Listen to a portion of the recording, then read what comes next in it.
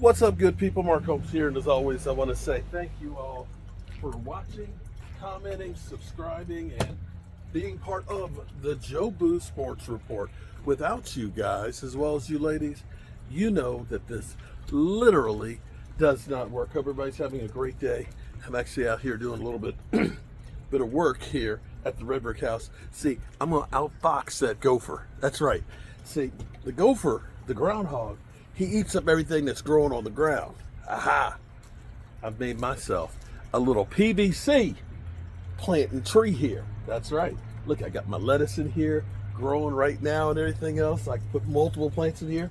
Unless he can climb trees, he ain't getting to it. Yeah. So anyway, be that as it may, I'm smarter than the average gopher out here. So I'm sitting here thinking in my mind, the Dallas Cowboys have done some really good things so far as free agency goes. I know a lot of you ain't happy enough and not satisfied, but I'm going to say the fact that they brought back Dante Fowler, he's better than, like last year we went into the season saying Marshawn Nealon, we hope that he's going to be like D-Law number 2. We hope that Sam Williams will be better than Randy Gregory. But the reality is that those two guys didn't pan out. Sam Williams, we're still waiting on, was injured. And Dante Fowler is an improvement over what we had last year. It's an improvement over Carl Lawson. That right there is going to make Micah Parsons that much better. Osa, who does not miss games, just got paid and doing his world tour right now. Him coming back is huge. And I'm going to say Mozzie Smith coming back will help him. The only thing and the only problem that I have right now is we've addressed the pass rush for the team. Our linebackers definitely should be pretty good, but we haven't really addressed the run stopping, okay? And, people will go through and they say, get rid of Micah Parsons because he's not a run stopper. Well, you get rid of Micah Parsons, then you got a hole with pass rushers. You need to get a couple more big son bitches to go in the middle that are mean and nasty. I still say Calais Campbell. Or the solution to your run stopping is that you don't have to run stop. I know what you're saying. Beg your pardon? Well, what you have to do, if you're not a great defense, and we learned this in 2014, is you have to protect your defense. Yeah, okay, go on, talk to me a little more. You protect your defense by keeping them off the field. Okay? You follow me? The best thing the Cowboys can do to help the defense stop the run is score a lot of points and eat up a lot of clock. You understand that? Because if you're up 2 scores, the other team has to pass more. They become one-dimensional, in which case you can turn the dogs loose. Okay? In other words, right now, from where it stands, you're building a defense that needs to have a lead. If it's going to be a slugfest or if it's going to be playoffs, then you got to stop the run.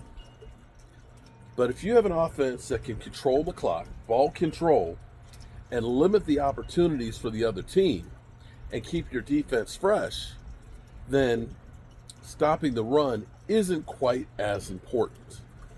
I don't know if that makes sense to you guys or not. But the problem for the Cowboys have been, typically in the past, we've had a high-scoring offense, one of the highest-scoring offenses in the NFL, some years ending up leading the NFL.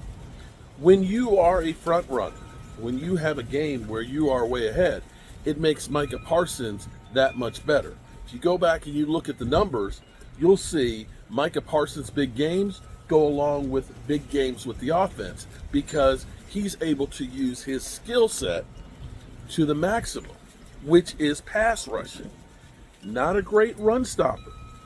So what you have to do is, if you can control the clock, if Brian Schottenheimer means what he says about running the football and being more balanced, that's going to help this team in a multitude of ways.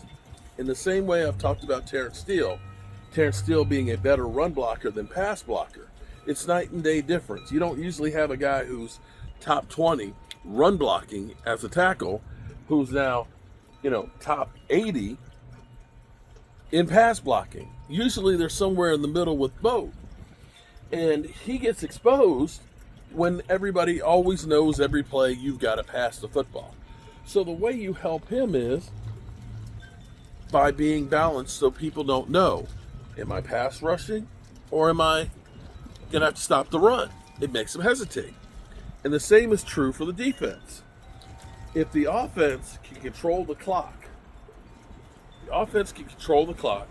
and play with leads, then more times than not, the opposition is going to have to pass the football, which will play into the hands of the defense as currently constructed. Now, here's the thing we don't know. We don't think that the cake is baked just yet, that this isn't the only moves that they're going to make, that this is everybody that's going to be here plus the draft. Hopefully, what we will do is we will hire some people that have a certain set of skills, and that would be run stopping. If we could get a couple of guys to be in part of the rotation, where you have a great rotation of first down, second down guys that can stop the run, and you mix in there an Osa, a Dante Fowler, and a Micah Parsons, right now, that's pretty damn good. That's actually pretty good as far as the front line. And you have to feel better about that than saying, we got Dante Fowler as part of the rotation than you did without Dante Fowler and losing DeMarcus Lawrence. Right now, you are better at edge rushing than you were last year. And potentially, if Sam Williams comes back, and by all indications, he is looking pretty good thus far. You've seen him out working with the bands and things. Mind you, working with the bands is not the same as actually rushing against a 320-pound tackle. But potentially your defense has gotten a lot better right now. But I still worry about the run stopping. But the offense, they can have a lot to do to help them out. Alrighty, good people. I'm going to get this thing inside because it's going to be freezing tonight.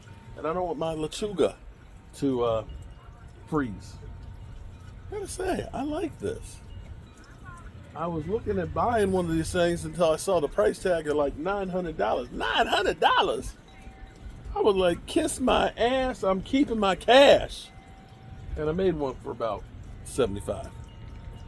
Yeah, that's a lot to grow some lettuce, but at least there ain't no chemicals on it. You might want to think about growing your own food too. It's just getting high out there. Peace.